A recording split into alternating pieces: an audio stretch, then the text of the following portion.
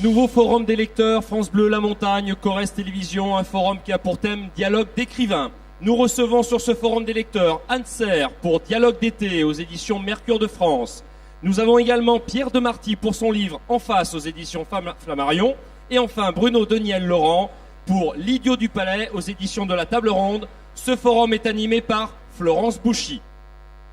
Merci Patrick, c'est un plaisir de rencontrer les trois écrivains avec lesquels je vais m'entretenir aujourd'hui.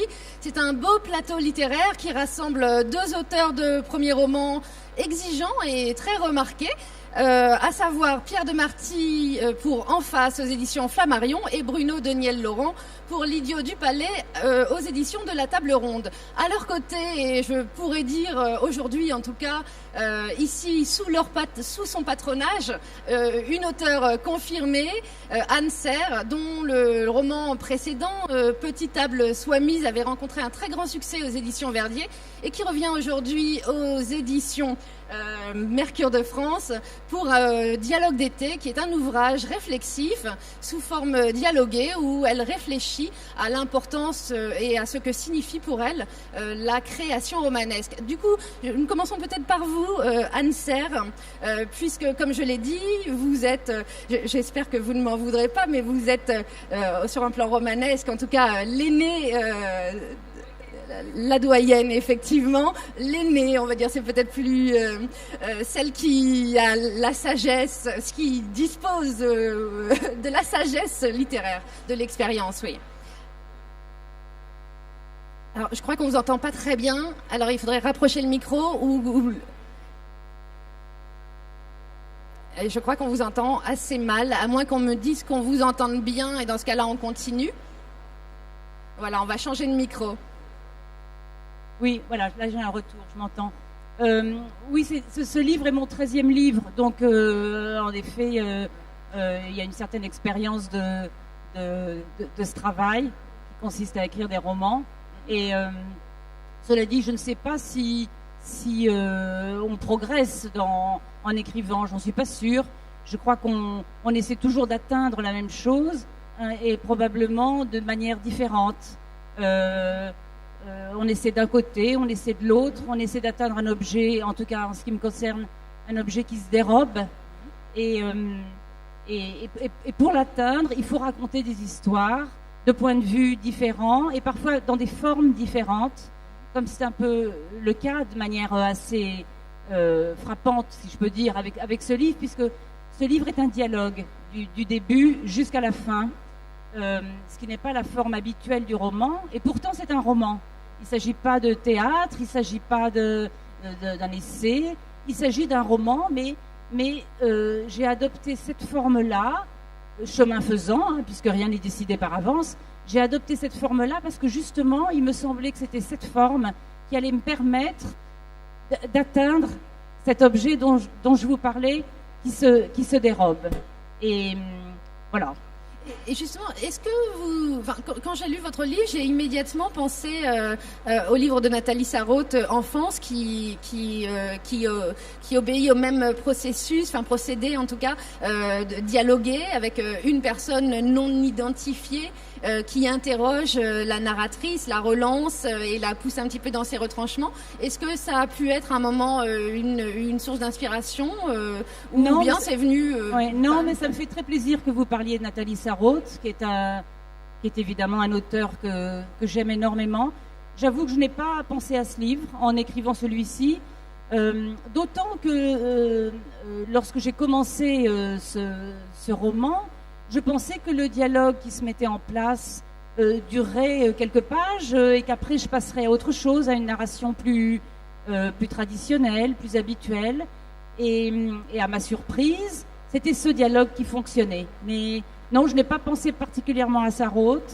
Je ne sais pas si j'ai pensé à des modèles en écrivant ces premières pages. Je crois pas, non. Et en même temps, je pense que même quand on n'y pense pas, on peut tout à fait être nourri par l'ensemble de ces lectures. Absolument, on est fait de ces lectures. Mais dans mon cas, je pense même que je suis à tel point faite de mes lectures que parfois je pense que j'écris peut-être davantage avec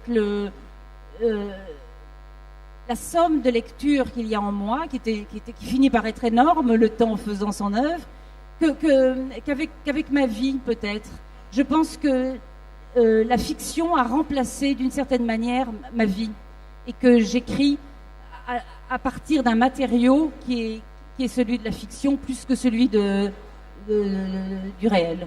Alors, nous allons revenir sur votre livre un peu après, mais puisque vous parlez de ça, je vais tout de suite interroger Pierre de Marty, puisqu'il me semble, d'ailleurs, c'est annoncé dès la 4e de couverture, que vous-même, pour ce premier roman, vous êtes nourri et vous revendiquez, enfin en tout cas vous affichez les références de beaucoup d'auteurs, et en particulier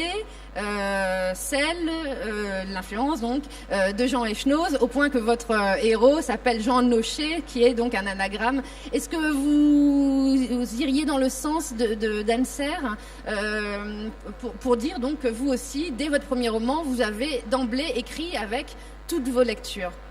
Oui, absolument. C'est un roman intégralement écrit sous influence, complètement revendiquée, inscrite même dans le texte, c'est-à-dire que cette référence, ce clin d'œil à Jean Echenoz qui devient Jean Nochet dans ce livre, mais aussi plein d'autres figures d'écrivains qui par petites touches comme ça viennent faire irruption dans le récit. Elles sont là de manière extrêmement ouverte, de manière complètement revendiquée. Et en fait, ce qui est assez amusant, c'est qu'au départ, c'est précisément cette chose-là, ce que disait Anne était très juste, c'est-à-dire qu'on est entièrement constitué en tant qu'auteur, même de premier roman, on est complètement constitué de ces références, de ces lectures, qui nous habitent en permanence. Et c'est précisément ça qui, moi, pendant très longtemps, m'a interdit d'écrire. C'est ce que j'allais vous dire, parce que ça peut être à double tranchant. Et comment fait-on pour un premier roman pour surmonter justement ces obstacles et assumer Eh bien, on est très insolent. Et un jour, on décide de s'en débarrasser de ces influences et de leur dire zut, pour rester poli. C'est-à-dire, voilà, moi, je me suis senti dans une forme d'interdiction d'écrire, alors que le désir d'écrire était très fort, mais la somme des lectures, la somme des références qui venaient parasiter comme ça le principe d'écriture même, dès l'instant qu'on se mettait à écrire, poser un mot, ce mot venait résonner avec quelque chose qui avait été déjà écrit, une lecture, une référence qui nous constitue en tant que lecteur, puisque avant d'être écrivain, on est évidemment un lecteur. Et puis un jour, on se dit, eh bien ces références-là, je vais m'en débarrasser d'une manière ou d'une autre. Donc soit on a la force et le talent de trouver tout de suite sa propre voie et de passer outre ces références qui vous impressionnent et qui vous empêchent en quelque sorte de franchir le pas. Soit au contraire, et c'est le petit moyen que moi j'ai trouvé pour m'en débarrasser, je m'en suis débarrassé en les mettant dans le livre. Oui, c'est ça, parce que vous dites on leur dit zut, mais on les met là. C'est-à-dire qu'on Mm-hmm. joue carte sur table, et ces références qui sont là, au lieu de les déguiser, eh bien, je les ai mises au grand jour. Bruno Doniel-Laurent, alors vous me direz si je me trompe, peut-être que je surinterprète, mais dans la même veine, j'ai été évidemment frappée par votre incipit, la première phrase de votre livre, La princesse sortit à 5 heures, dans laquelle j'ai évidemment vu une référence à La marquise sortit à 5 heures, qui est un vrai titre de roman de Mauriac et qui est aussi une phrase emblématique de tout ce qu'une veine romanesque a pu refuser comme type d'écriture. Alors, du coup, vous aussi, on peut dire que d'emblée, vous avez écrit avec vos lectures et vous avez voulu vous positionner par rapport à certaines idées du roman. C'est intéressant que vous citiez cette phrase parce que moi, c'est vrai que j'ai jamais voulu être romancier. Et une minute avant même d'écrire ce roman, qui a été écrit finalement assez vite, je ne savais pas que j'allais écrire un roman. J'ai écrit des essais, j'ai édité des textes. J'ai beaucoup aimé éditer des textes en tant que directeur de revue. Mais écrire un roman, c'est quelque chose qui ne m'intéressait pas, ou en tout cas auquel je n'aspirais pas, car je pensais ne pas avoir un univers et un imaginaire romanesque. Pour écrire des récits, pour écrire des essais, je sentais cette pulsion littéraire, mais certainement pas pour le roman. Et précisément, il se fait que le palais que je décris dans ce roman, je travaillais dans le palais au moment où j'ai commencé à l'écrire. Précisément. Donc ce palais existe. Ce palais existe. Alors évidemment, j'ai flouté. C'est la résidence parisienne d'un prince venu d'un petit émirat du Golfe Persique. Il se fait que pour des questions proprement et bassement alimentaires, j'étais amené à travailler pour des familles princières. Et un jour, j'ai vu La Princesse sortir à environ 17h ou 17h02. Et m'est revenue effectivement cette phrase. Donc moi, je me souvenais de Paul Valéry qui disait que désormais, le roman balzacien était mort et que plus aucun romancier n'oserait écrire un roman par la phrase « La marquise sortit à 5h », etc. Et donc moi, j'ai simplement marqué ça sur mon ordinateur. Et puis j'ai commencé à décrire la réalité qui était face à moi. Une réalité que je trouve assez sidérante, que je vivais depuis longtemps. Et pour un certain nombre de raisons, pour ne pas trahir ne serait-ce que les secrets professionnels, j'imaginais ne jamais écrire sur ce que je voyais, c'est-à-dire ce monde des richissimes palais dans les beaux quartiers de Paris. Et donc c'est pour ça que cette référence, effectivement, m'est souvent fait, on me l'a fait souvent remarquer, mais elle a vraiment été à la base de cette volonté, de cette pulsion d'écriture que j'ai ressentie et que j'ai menée ensuite à son terme. Donc on peut même dire qu'au-delà du fait d'écrire avec ses lectures, on voit le monde avec ses lectures, on voit ses lectures et ses références dans le monde. Oui, moi aussi, vrai que j'ai écrit en fait un roman d'apprentissage. Donc des romans d'apprentissage, j'en ai évidemment lu beaucoup quand j'étais jeune, et ça m'a semblé une petite urgence peut-être de revenir sur ce que j'aurais pu être ou sur ce que j'ai été. Anne-Serre, dans votre Anne-Serre, d'abord, vous nous avez dit que vous ne saviez pas que ça allait rester un dialogue. Mais est-ce que néanmoins, vous aviez le projet d'écrire un livre qui réfléchisse sur ce qu'est la création littéraire pour vous, ou bien ça c'est devenu ça de manière non préméditée? Comme la plupart de mes livres, c'est devenu ce livre-là sans que ce soit prémédité. Sinon que la première phrase, comme c'est le cas pour chaque livre, la première phrase me semblait contenir un livre, justement. Et comme la première phrase ou les quelques premières phrases interrogent la création littéraire, j'ai bien compris que mon livre allait, d'une certaine manière, tourner autour de ça.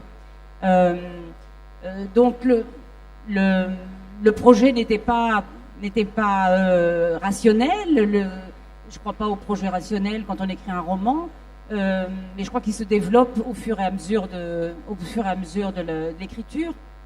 Alors vous nous dites dans ce livre, à plusieurs reprises, que la littérature ou la création, ou que vous êtes dans la littérature ou dans l'écriture, je ne sais pas, quand vous poussez une porte. Est-ce que vous pouvez nous expliquer un petit peu ce que ça veut dire Oui, alors c'est une expérience que connaissent beaucoup de romanciers, je crois, et probablement mes deux confrères. C'est-à-dire qu'on ne peut pas toujours rentrer dans un roman. En tant qu'écrivain, je veux dire, quand on se met à écrire, on essaie d'écrire de nombreuses fois et on ne tombe pas dans un roman. On est en train de raconter quelque chose, mais il y a une espèce de conversion qui ne se fait pas. Parce que quand on entre dans un roman, ce qui se passe, c'est que, d'une certaine manière, votre vie, ce que vous avez pensé, ce que vous avez vécu, ce que vous avez senti, est converti, est traduit. Comme on traduit comme on convertit du fer en or, il y a une espèce d'alchimie qui se fait, et que vous ne pouvez en aucun cas décider. C'est-à-dire, cette alchimie, elle se fait ou elle ne se fait pas. La plupart du temps, elle ne se fait pas. C'est-à-dire que 10 fois de suite, on commence à écrire quelque chose, c'est bien écrit, on raconte en effet quelque chose, mais il y a cette alchimie qui ne se fait pas. Et c'est cette porte qui ne s'ouvre pas. Et puis un jour, on ne sait pas pourquoi, probablement c'est à force de patience, peut-être un peu de souffrance aussi, peut-être de tentatives répétées, un jour, cette porte qui était fermée s'ouvre. Et alors là, il ne faut pas rater cette ouverture, parce que c'est comme tous les miracles, ça ne se produit pas régulièrement, ça se produit de temps en temps, et ça donne lieu à un roman. Et quand on a franchi la porte, passé la porte, on est dans un autre monde. On est dans un autre monde. Alors on est dans un autre monde, je ne voudrais pas avoir l'air de dire qu'on est dans un état de conscience très différent. Non, mais ce qui se passe, c'est assez simple finalement. Ce qui se passe, c'est que c'est quelqu'un en vous un des personnages que vous abritez. On abrite tous des personnages, qu'on soit écrivain ou pas. Hein. On a une théorie de personnage en nous. Et il arrive un moment où c'est un des personnages qui est en vous qui prend la parole. Et c'est en ceci que cette expérience est particulière. Et on reconnaît cette voix, parce que ce n'est pas la voix qui est celle que vous avez dans votre conversation de tous les jours, dans votre vie de tous les jours.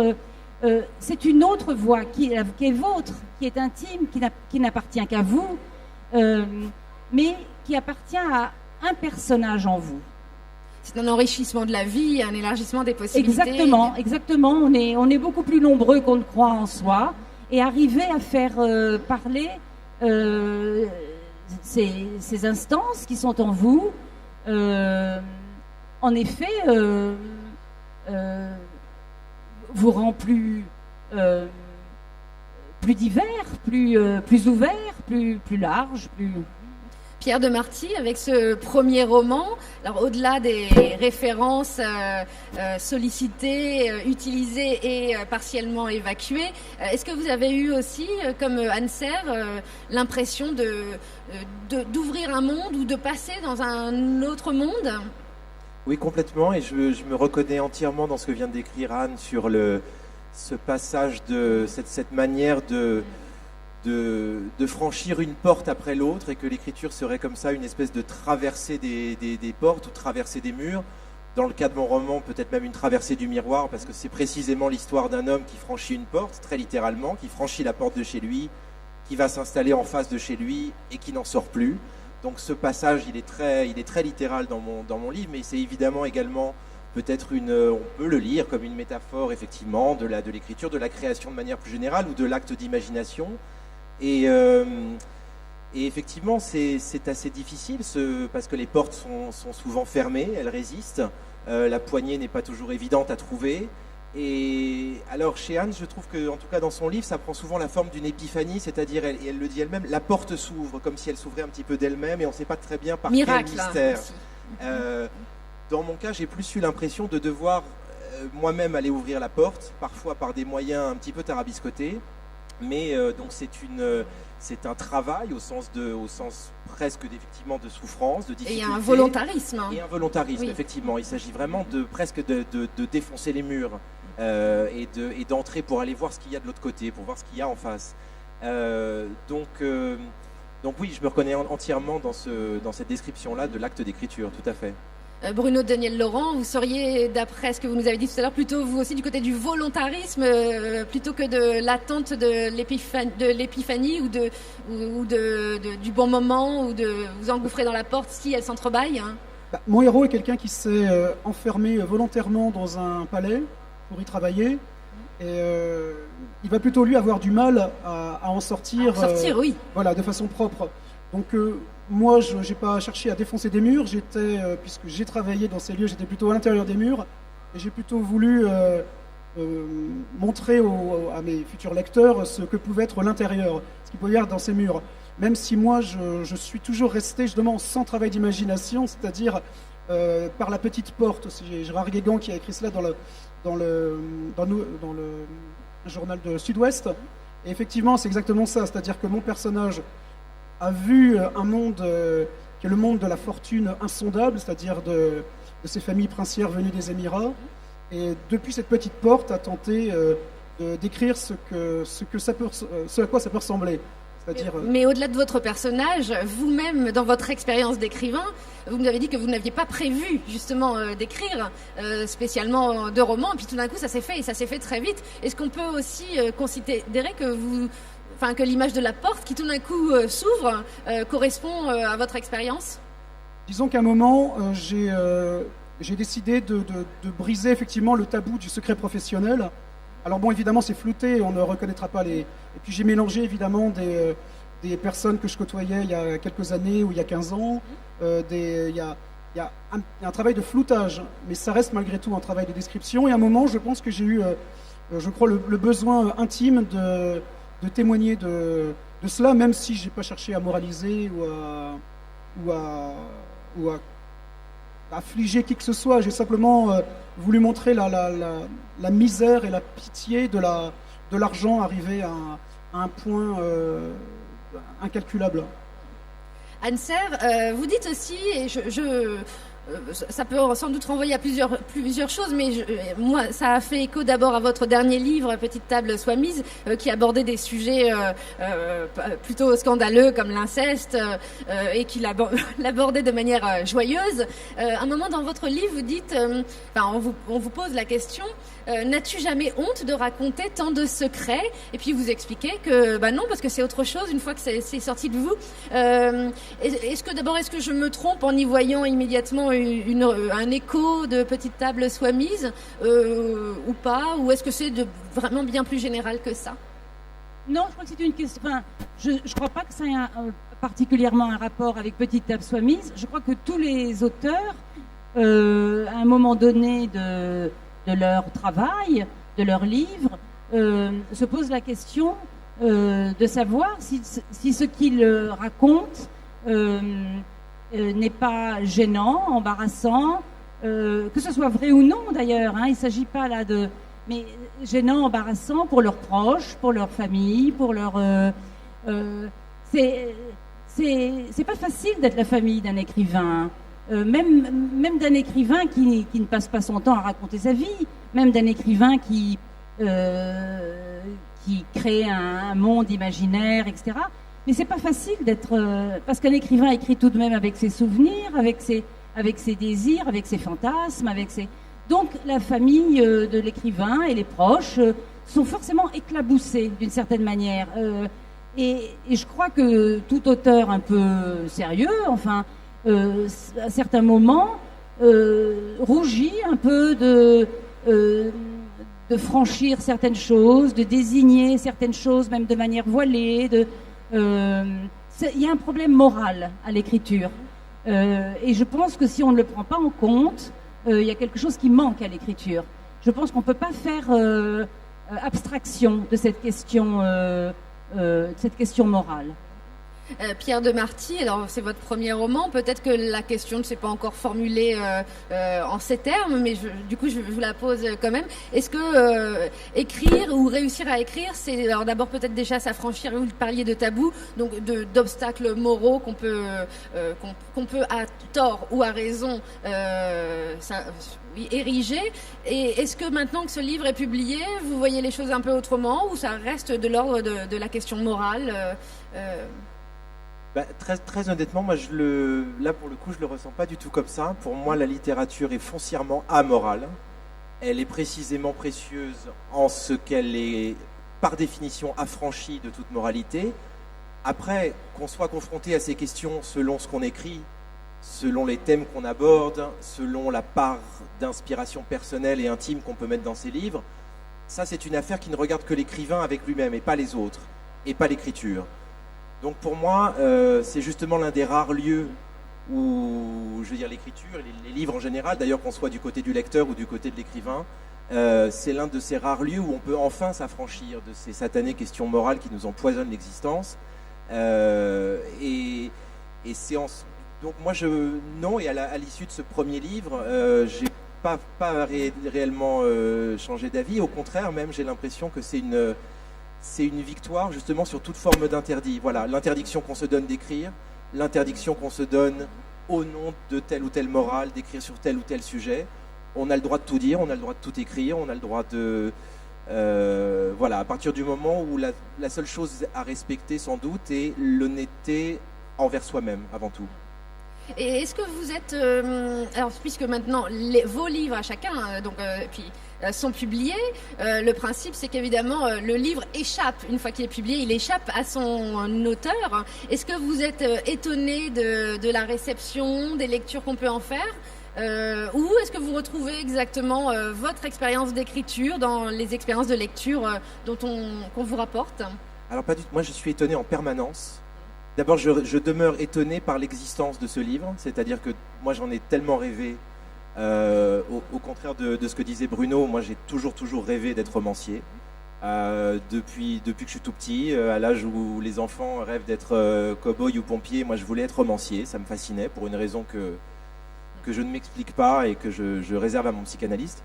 Et puis le jour où c'est arrivé, c'est de l'ordre du miracle pour moi. Donc déjà, je suis le premier à m'étonner de ce que matériellement, concrètement, ce livre existe. Et je le regarde déjà avec une espèce de distance effarée, en me disant cette chose existe, il y a mon nom dessus, est-ce bien moi? C'est un étonnement perpétuel. Et effectivement, le fait qu'en plus, derrière ça, il soit lu par d'autres que moi, ça c'est une sidération permanente. Et ce que peuvent m'en dire les lecteurs ici ou là, dans un sens ou dans l'autre d'ailleurs, qu'ils aiment ou qu'ils n'aiment pas le livre, c'est toujours effectivement une source d'étonnement parce qu'on est... le livre qui est quelque chose qui vient qui vient de loin, qui vient du blues, qui vient de très très loin en soi profondément, tout d'un coup devient bifide, devient double, il acquiert une existence concrète et réelle, et donc on est constamment dans cet écart, dans la différence entre l'origine obscure dont il est issu, et puis tout d'un coup cette existence réelle dans le regard, dans la lecture des autres. Ça c'est assez étonnant et miraculeux. Bruno Daniel-Laurent, donc vous n'aviez pas l'intention d'écrire un roman, vous l'avez fait, est-ce que vous allez recommencer? Alors ça, j'en ai pas la moindre idée. Est-ce que vous êtes conquis par le roman? En tout cas, je suis conquis par tout ce que ça permet. C'est-à-dire, moi, je suis très heureux de vivre ce que je vis, c'est-à-dire les rencontres avec les lecteurs, évidemment, tous ces raouts où on mange bien, où on boit bien, on est bien reçu. Ça, c'est un bonheur. Et puis, mais c'est vrai que je le vois un petit peu comme j'ai un peu l'impression d'avoir passé le processus d'écriture, c'est comme une nuit très passionnante où j'aurais terriblement bu, où j'aurais pris les drogues les plus exaltantes, où je me serais livré à toutes les débauches possibles.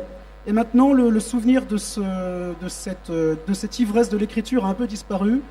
Et moi, je m'éloigne de plus en plus du livre. Et je suis très souvent, quand on en parle, déjà, moi, j'ai beaucoup de mal à revenir en général sur l'écriture. C'est-à-dire, j'aurais tendance à rougir. Je suis très mal placé pour en parler. Et par contre, je suis très heureux d'entendre les réactions des lecteurs et des lectrices qui ont vu telle chose, à qui ça apportait tel bonheur, ou telle souffrance, ou telle tristesse, ou telle révolte. Mais c'est vrai que c'est un objet qui est très très éloigné de moi, contrairement d'ailleurs à d'autres, aux essais ou aux récits que j'ai pu écrire, où je suis toujours très proche, où je suis vraiment encore dans la filiation, c'est de moi, alors que là c'est quelque chose qui me semble assez étranger, ce qui est assez étrange comme sentiment. Merci beaucoup, merci à vous trois, merci à Anne Serre, à Bruno Daniel-Laurent et à Pierre Demarty. Nous pouvons vous retrouver, je pense, sur vos stands ce soir, là, à l'issue de cette rencontre, et également, je l'espère, demain. Bruno Daniel-Laurent, c'est aux éditions La Table Ronde, donc sur le stand de La Table Ronde. Pierre Demarty, c'est chez Flammarion, sur le stand du même nom, et Anne Serre au Mercure de France, que l'on trouvera facilement. Merci.